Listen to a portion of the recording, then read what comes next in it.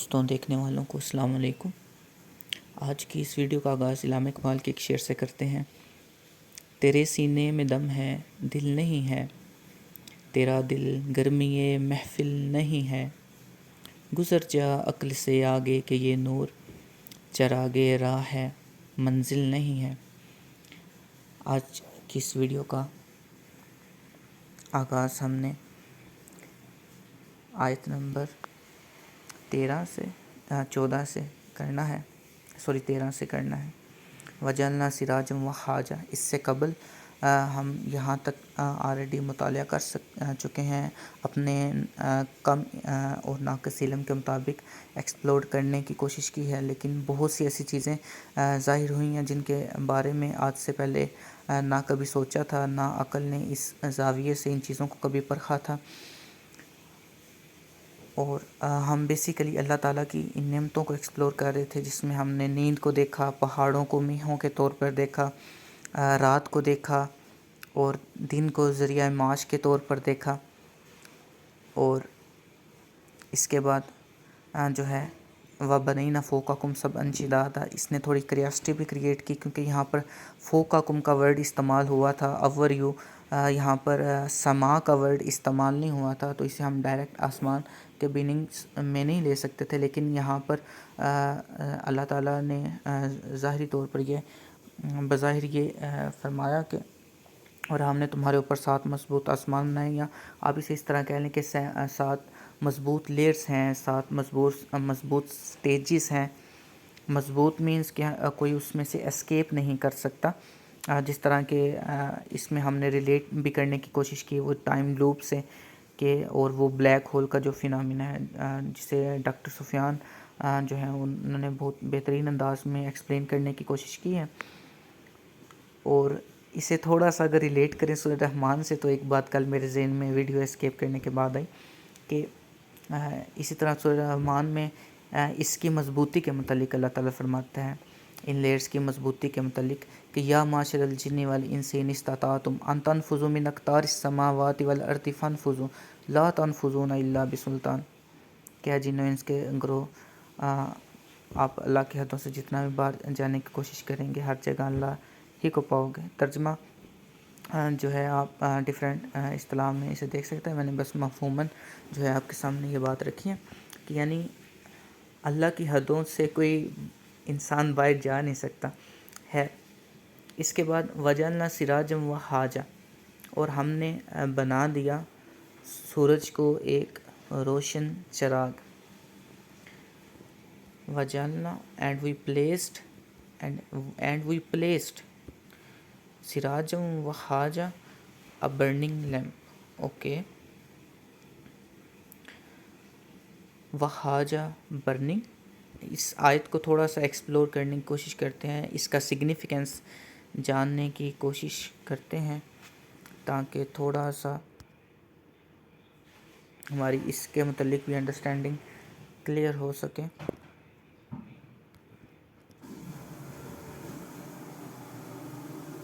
Explain the significance of this ayah۔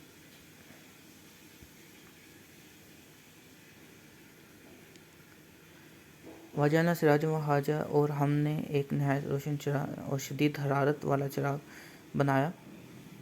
اس سے مراد سورج ہے۔ سراج ایک ایسا چراغ جو خود روشنی پیدا کرتا ہو، اس بات کی طرف اشارہ ہے کہ سورج اپنی روشنی کا خود منبع ہے، جبکہ چاند صرف سورج کی روشنی کو منعکس کرتا ہے۔ اوکے، تو یہ ایک ایون کویسچن ہے کہ 1400 سال پہلے اس بات کا کلیم کرنا کہ اس کی اپنی روشنی ہے، مطلب چاند کے متعلق پھر کہا، مطلب یہاں پہ ایک وہ آبزرویشن کریٹ ہوتی ہے کہ اس کی اپنی روشنی نہیں ہے۔ 1400 سال پہلے جب یہ ایسٹرالوجی، ایسٹرونومیکل نالج نہیں تھا، تو اس وقت اس بات کو مینشن کرنا۔ اوکے، وہاجا انتہائی چمکدار، تیز حرارت والا اور مسلسل توانائی خارج کرنے والا۔ تو جب ان میننگز کی طرف آتے ہیں تو ابھی تو مطلب سورج کو بظاہر دیکھنے سے تپش گرمی محسوس ہوتی ہے اس کے نیچے اس کی دھوپ میں کھڑے ہونے سے، لیکن اس کی نیچر کو ایکسپلین کرنا 1400 سال پہلے یہ بھی ایک میریکل سے کم نہیں ہے۔ اس آیت کی اہمیت: زندگی کا بنیادی ذریعہ سورج کے بغیر زمین پر روشنی، حرارت، موسم اور زندگی کا وجود ممکن نہیں۔ تقریباً تمام حیاتیاتی نظام سورج کی توانائی پر قائم ہے۔ یاد رہے کہ ہم اللہ تعالیٰ کی نعمتوں کو بیسیکلی ایکسپلور کر رہے ہیں، تو اللہ تعالیٰ نے سورج کو ایک نعمت کے طور پر، ایک تو یہاں پر یہ ہمیں کلیئر ہو گیا کہ اس کی اپنی حرارت ہے، اس کی اپنی روشنی ہے، یہ اللہ تعالیٰ ایکسپلین کر رہے ہیں۔ جب ہم اس کے ورڈ میننگ کی طرف جاتے ہیں، اصطلاحی مفہوم کی طرف جاتے ہیں، اور انتہائی چمکدار توانائی خارج کرنے والا جب وہ حاجہ کی ایکسپلینیشن کی طرف جاتے ہیں، تو یہاں پر یہ بات کلیئر ہوتی ہے۔ تو یہ اپنے آپ میں ایک میریکل ہے۔ اس کے بعد جب اللہ تعالیٰ کی نعمتوں کی طرف دیکھا جائے تو سب سے پہلی نعمت کہ زندگی میں جو ضروریات ہیں، روشنی، حرارت، موسم، ان کے بغیر زندگی کا وجود نہیں ہے، تو یہ سب سورج کی موجودگی جو ہے ان سب کے لیے ضروری ہے۔ روشنی اور حرارت دونوں، قرآن نے صرف روشنی کا ذکر نہیں کیا بلکہ وحاجہ کہہ کر اس کی شدید حرارت کی طرف بھی اشارہ کیا، جو سورج کی ایک بنیادی خصوصیت ہے۔ سائنسی تناظر: آج سائنس کے مطابق سورج ایک ستارہ ہے جہاں مرکز میں نیوکلیئر فیوژن کے ذریعے ہائیڈروجن ہیلیم میں تبدیل ہوتی ہے، جس سے بے پناہ توانائی، روشنی اور حرارت پیدا ہوتی ہے۔ یہ توانائی لاکھوں سال سے مسلسل خارج ہو رہی ہے۔ تو یہ جو ہے، اگر وحاجہ کی تفسیر میں جائیں تو اس ایکسپلینیشن جو ہے یہ ہی قرآن مجید کو ایک ڈیوائن بک کے طور پر ایکسپلین کرنے کے لیے کافی ہے۔ اس سے آن ورڈ موو کرتے ہیں۔ نظام کائنات: سورج کی کشش سے شکل پورے شمسی نظام کو منظم رکھتی ہے۔ زمین کا مدار، موسموں کی تبدیلی، دن اور رات کا نظام اور آب و ہوا سب سورج سے وابستہ ہیں۔ تو یہ ساری جو باتیں ہیں، یہاں پہ 4 پوائنٹس ہیں، اور 4 پوائنٹس میں ہم نے 8 میریکلز جو ہیں وہ دیکھ لی ہیں ایک آیت میں سے۔ تو آئی تھنک اس سے زیادہ ایمان مضبوط کرنے کے لیے اور کیا ہوگا، وہ جو کھلی آنکھوں سے، کھلے کانوں سے اور کھلے دماغ سے ان چیزوں کا مشاہدہ کرتے ہیں۔ یقیناً ان کے لیے اللہ تعالیٰ نے ہدایت رکھی ہے۔ فکری پہلو: اس آیت سے انسان کو یہ سوچنے کی دعوت دی گئی ہے کہ اگر سورج نہ ہوتا تو زندگی کیسے ہوتی۔ اتنی عظیم توانائی کا یہ منظم نظام کس حکمت کے تحت قائم ہے؟ کائنات کا یہ دقیق نظام انسان کو خالق کی قدرت اور نظم پر غور کرنے کی دعوت دیتا ہے۔ مختصراً، وجعلنا سراجا وہاجا صرف سورج کی روشنی کا بیان نہیں بلکہ اس کے ذریعے زندگی، توانائی، کائناتی نظم اور انسان کے لیے غور و فکر کی دعوت کو بھی اجاگر کرتا ہے۔ تو اتنے زیادہ پہلو سورج کو ایک نعمت کے طور پر، پہلے ہم سورج کو گرمی کے طور پر کنسیڈر کرتے تھے گرمیوں میں، اور سردی میں جو ہے نعمت کے طور پر کنسیڈر کرتے تھے، یعنی گرمیوں میں عذاب، ہماری اصطلاح میں، عام اصطلاح میں گرمیوں میں عذاب ہے اور سردیوں میں نعمت ہے۔ لیکن اب ہر گھڑی، ہر لمحہ سراجم وہاجا ایک نعمت ہے، ایک کھلی کتاب بھی ہے کہ وہاجا برننگ، رائٹ۔ تو 1400 سال پہلے اس لیول پہ جا کے ایکسپلینیشن کرنا، اور پھر اس کے بعد اس کو ایک نعمت کے طور پر کنسیڈر کرنا، یہ اپنے آپ میں ایک میریکل ہے۔ اس کے بعد نیکسٹ آیت ہے جی، وَأَنزَلْنَا مِنَ الْمُعْصِرَاتِ مَاءً ثَجَّاجًا، اور ہم نے اتار دیا نچوڑنے والی بدلیوں سے پانی۔ اوکے، اللہ تعالیٰ فرمایا اس کے بعد لِنُخْرِجَ بِهِ حَبًّا وَنَبَاتًا وَجَنَّاتٍ أَلْفَافًا، تاکہ اس کے ذریعے ہم نکالیں اناج اور دوسرے نباتات، وَجَنَّاتٍ أَلْفَافًا، اور بڑے گھنے باغات۔ ان کو بھی ایکسپلور کرتے ہیں، یعنی اللہ تعالیٰ نے نچوڑنے والی بدلیوں سے چھاجوں پانی اتارا، جس کے ذریعے اللہ تعالیٰ نے نکالے اناج اور نباتات اور بڑے گھنے باغات بھی۔ تو ان کو ذرا ایکسپلور کرتے ہیں، اور explain the significance of this ayat. Okay جی.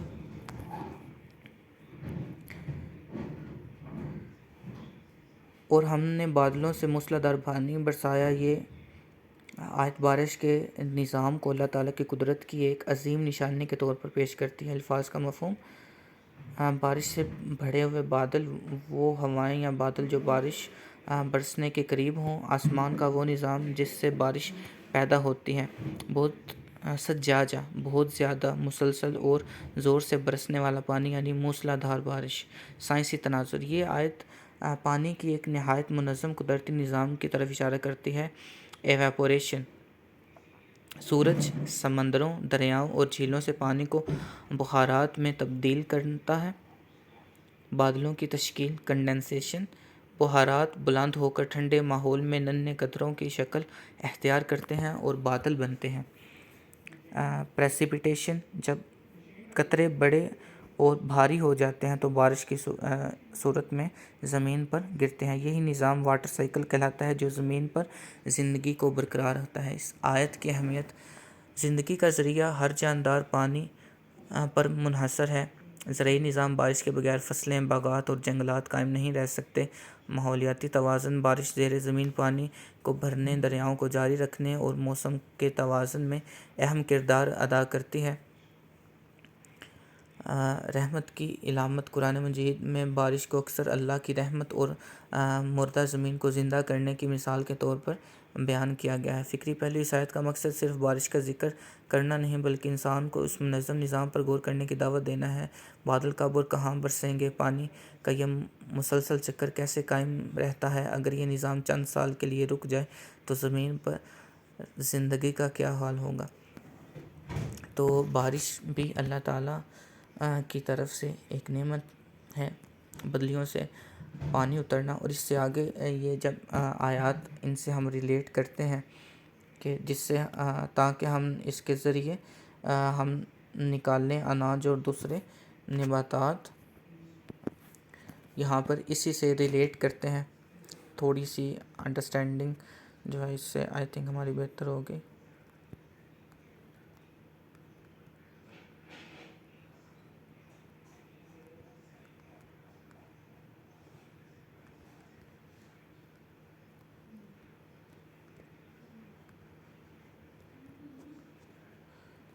اس کے آگے جو ہے ہم یہ جو نیکسٹ ہمارے پاس آیا تھا اسے بھی ساتھ ہی ایڈ کرتے ہیں کیونکہ یہ دونوں ایک دوسرے سے انٹر ریلیٹڈ ہے.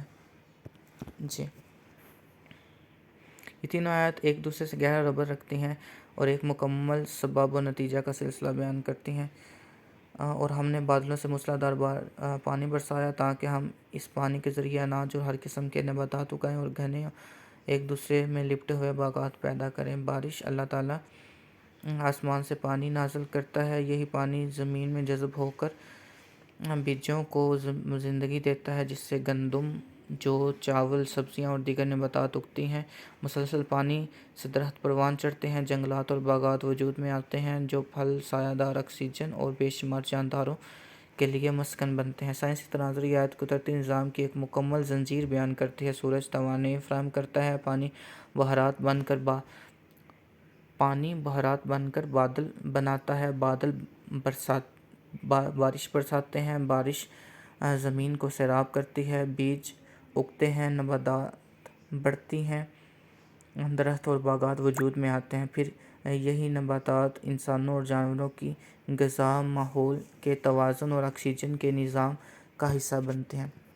اور یہاں پر اس پیٹرن کو بھی ذرا غور سے دیکھیں. یہ بھی ابھی میرے ذہن میں آ رہا تھا اس کی تفصیل پڑھتے ہوئے. پہلے اللہ تعالیٰ نے یہ ذکر فرمایا، سورج کا ذکر فرمایا، پھر اس کے بعد نچڑنے والی بدلیوں کا ذکر فرمایا، اس کے بعد پھر اللہ تعالیٰ نے یہ اناج اور نباتات اور گھنے باغات کا ذکر فرمایا. اور یہ چاروں آیات اگر دیکھا جائیں تو ایک دوسرے سے انٹر ریلیٹڈ ہیں. دھوپ کی تپش سے پانی جو زمین پر موجود ہے وہ بخارات بنے گا، آسمان پر جائے گا، بدلیوں کی شکل اختیار کرے گا. پھر ہم آ جاتے ہیں اگلی آیات پر.